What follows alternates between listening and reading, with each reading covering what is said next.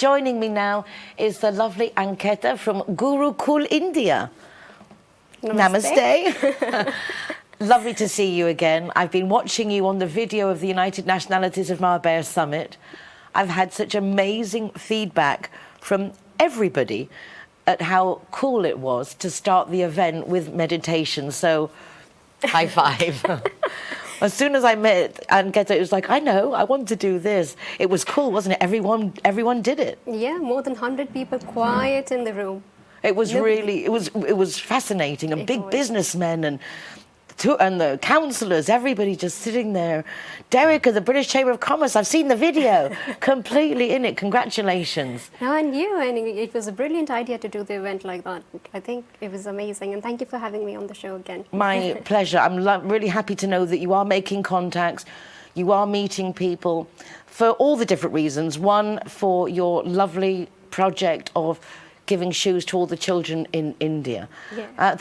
It's a lovely video, the posters, everything's heartwarming, and to see the difference it makes must be just very rewarding for you, very satisfying. Yeah, well, you know, more than satisfying. So we have something in India, we have something called dan. So when we mostly give something to someone, it is the satisfaction that we get, or sometimes, you know, without knowing, we boost our ego there. You know, oh, I have done that. You know, I feel good about myself. So it becomes more about us feeling how we feel and less about the other person. So, you know, this is a tradition that we've had since the beginning. You know, my grandmother used to say, whenever somebody comes, you know, just give them. But remember that while you're giving it, you don't boost your ego. So this is like a small exercise, you know, for checking your ego. It's a very fine line, isn't it, between doing good and knowing, because obviously anyone who does good, because it makes us feel good. Yeah. But I've often had this conversation with myself. Am I feeling good because I'm just feeling that I'm a great person, or am I feeling good because I'm helping someone else? How does one address this? Now that I've got you here, how can we keep a keel on this, be aware? It's just the moment you're doing it, you know, if you're giving from your right hand, your left hand shouldn't know. So it shouldn't be about, you know, who I'm giving or I am giving. It shouldn't be about me at all. It should be about the other person. What is the other person feeling? Is it good for the other person, you know? Is he happy? Not that I'm happy, but is he happy? You know, that is what love is, thinking about the other person, isn't it? Love and compassion is all. We've just had Christmas, so it is all about love and compassion, which is why this project was on Christmas Day, because, you know, these are tiny little human beings, you know, who just stepped into the world, still making their own perception of the world, depending on the world that they are growing up in. So any small act of kindness changes their little perspective of the world, and maybe even changes their life, who knows, you know. So that was the attempt by Gurukul India. Well, I'm sure it's going to be very successful, continue to being successful. You have a lot of support that you're gaining here on the Costa del Sol. And I have to say, I enjoyed watching the video. I have, my dear friend is in Pune right now in India, and she's gone to just get away, and the change for her has been wonderful. But seeing the video of the little taxi scooters, and it's just like the videos that she sends on the WhatsApp, and it's like, it's another world in India. We don't realise how much we have, and we take it for granted. Yeah, and plus, you know, the difference between euros and rupees that we have. So every 5 euros did make a difference. So we actually did collect it. So I'm really, really grateful for everybody who contributed. There was, it was surprising because a girl who came to one of my meditation events, she's in Puerto Banús, works in Puerto Banús in one of the spas and massage centers, and she just texted me on Instagram saying, hey, I did want to come for the Bollywood event, but I couldn't make it, so I did a small charity in my store, and we have some money for you. And that was just so overwhelming, because, you know, I didn't even know the girl, and she did something, you know, small little acts of kindness. It just touched her heart. Yeah, and it reached somebody in India, you know, some kids are happy. It's absolutely lovely. Tell us a bit about the meditation that you do, because having seen the benefits in my event, I know that you've been seeing other people from the event who've told me that they've had contact and they've organised for their businesses to do some meditations with you. That makes me very happy that people take it to include this now also in their business practice, because having a good mindset, a good frame of mind before we go into a meeting or into a presentation or into an event such as mine can make the difference between success and not so successful. It does, because meditation not just helps you calming down, it helps you in every aspect of your life. So let's say you're a lawyer or you're a doctor, it just helps you with that perspective as well. It helps you think better, have, in pressure, more control. how can you, more control over yourself, on your thoughts. You're more in balance. So even if you're in difficult situations or under a lot of pressure, it helps you, calm down and think clearly. And apart from that, it has a lot of benefits, other benefits as well, like, it's spiritual evolution and stuff. But, first is the body, then is the mind, and then you go spiritual. So, yeah. Well, I have to say, I've just come to my mind now, spiritually come into my recollection that my baby granddaughter was taken poorly with bronchiolitis on the morning of my event. Yeah. And she went into the hospital. She was only 2 months old at the time. And then she had to stay in for a few days, and I mentioned this to you, and you asked me her name and where she was, and you included her in your Reiki group. And I suddenly came to me that the next afternoon, my granddaughter was sent home. And the change was so dramatic that I don't want to be glib and not give the recognition for the efforts of you and your group. So thank you ever so much, because I have to accept that it must have made a big difference. The change was dramatic. Oh, thank you. I mean, it's energy. Energy can neither be created nor be destroyed. Newton says that. So it's the same thing. You transfer it wherever you want. It's just that we have to be capable enough to do that. But yeah, meditation, I have recently been doing 2 different types. I've started with, so one program that I do is called the Art and Science of Meditation. It's the very basics, so people who do not know anything about meditation, it's for them. And where we talk about the science, how it affects your brain. And, first we need to understand, because we live in a world where logic is everything. So, until science explains something, we do not understand, which is why religions have failed. All religions have failed in today's time, because, we look for logic. And most religions, we don't see the logic. At least I'm talking about my generation. So we don't see the logic, and we don't follow them, But if we see the logic in meditation, we understand how it works, We understand the relation between body and mind. Then we start doing it. So this program is entirely dedicated to, science, and then the art, how you do it. First, understand why you're doing it, and then learn how to do it. Is it difficult to learn? No, it's just about time and dedication. Another thing that I'd say is, my mom used to call me a very stubborn person. She still does. She says I'm a very stubborn person. But then... You're committed to your cause. Yeah, that's what I say. Being stubborn and having a strong will are the, 2 sides of the same coin. So it depends how you're using it.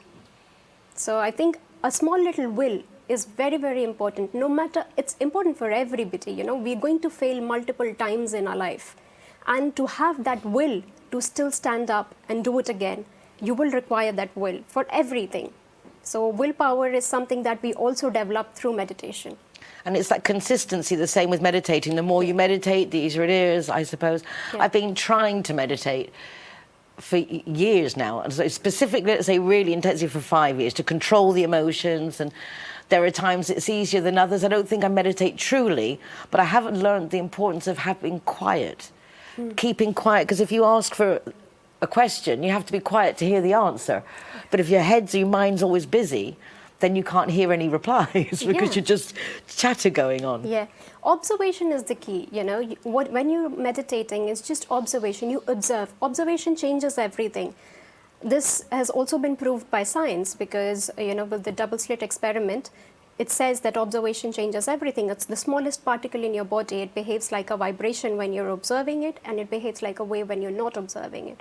So, when you're observing, the body behaves differently. Even in a class, like I was a teacher, and I used to go to school, these small little kids, 7, 8, 9 years old, they used to make so much noise in the class. I would just, in the beginning, I was shouting at the top of my voice, calm down, keep quiet. And then I realized, what, I'm not going to do that. I'm just going to stand and stare. And when you start staring, when you start observing, all of them in 5 minutes, shh, the class is quiet. So observation leading by example as well. I saw a great Spanish movie, actually. I was trying to think of the name of it. It's based on this great Spanish actor, and he's also in front of a whole classroom of kids, and instead of shouting them, he just very quiet, just waiting for them to realise that the teacher was quiet and they should calm down. Which is funny, because you commented when you were here last time, I was chatting with Jenna Callahan. Yeah. And the two of us were like children on a school playground. I mean, the energy, the bouncing off each other was just like... Both of you go boom. But it's strange, isn't it? Because everything is energy. It is. And I kind of think everybody knows it, but I know I do. When I meet someone, I immediately know from their energy. You just feel them. Yeah. Sometimes it's nice to know, sometimes it's not so nice to know. Sometimes you wish you didn't know. But it is nice to, when you can appreciate the feeling in a room, in an office, in a family, there is a dynamic. Yeah. And to be able to have some kind of control of that dynamic, I think, is very important. It is, yeah. So how do we get involved with your classes and come? Because you said one of them is like learning for beginners, and then you have another course as well. Yeah, that is meditation and mantra. So with sound, you know, how sound is, like everybody knows about Om. We have an entire book dedicated to Om. So explain briefly. The book? Yeah, I know it's a lot, but... So Om has basically 3 sounds in it. So, you know, it's the primary sound. We say it's the sound of the universe. So it's like, you know, you have the radio, and if you go on the wrong frequency, you will not listen to it properly. You know, even if it's 97.8, you're supposed to be on 97.8, you go 97.9. There's something wrong, you can't hear it. So, you know, it's just retuning ourselves through mantras. You know, Om is the sound of the universe, is what we believe. And when you chant Om for some time, your vibrations, because your body has an electromagnetic field as well, your vibrations as well, and just the sound is nothing but vibrations in the air. So it just aligns with it. This is what worries me, knowing this, with all the vibrations and the frequencies of the telephones and the 5G and the radio and the television. They're all passing through us, whether we want them to or not. Yeah. We are receiving all these signals. So I would think that consciously trying to align our own frequency must be beneficial, because we're so influenced by everything going around us. Yeah, we never leave the phone. I mean, it's definitely better. I would definitely recommend, you know, if you're going to bed, at least put your phones on Wi-Fi, airplane mode, and, you know, after you wake up, or don't touch your phones for some time, you know, just be with yourself, connect with yourself, and then after a couple of hours, you know, get into the world. But first, you're the most important person in your life, so give time to yourself. I don't think people appreciate, actually, the dangers of the phones, and they tell us in the information about an iPhone, for example, it tells you shouldn't have your phone within, I think, like 1.5 meters of your body. It actually says, do not have your phone within 1.5 meters because we can make you sterile. And the list is, but you have to go look for it. Yeah. But they do tell you. Yeah, they do tell you. And even if you know, most of the time what we're doing is, you know, when we're in bed, doing that, you know, keeping the phone here. And you can feel it if you're receptive, if your body is receptive, you feel it in your heart, in your body, you know, there's something wrong. And then I do all the time, so then I know, okay, too much. I sometimes find my hand goes numb. Yeah. And then I realise that it's because I've been... with the phone all the time, yeah. Okay, well, we're going to have to cut it there because we've already done our minutes. But I do want to know so much about you before we finish this bit, because we're going to come back with Anketa for a minute for some wise words for 2023 after the break. But I do want to finish up this story. How can we come and do your courses? Where are they? How can we do this? They sound wonderful. So at present, I'm developing them online so that it's accessible from everywhere to everyone. And you can do it at the comfort of your homes. So it will be available soon. Probably by February, it will be available online. So, yeah. It's the way to go nowadays, isn't it? Yeah. And that way you can reach everyone. Yeah. And how can we help you in the meanwhile with your charity for Tiny Feet and with all the other wonderful things that you're doing? The shoes for Tiny Feet, I think we'll do it all around the year. So anybody, whenever they want to donate, they can just go on the website and donate. It'll be available. The link will be available there to donate.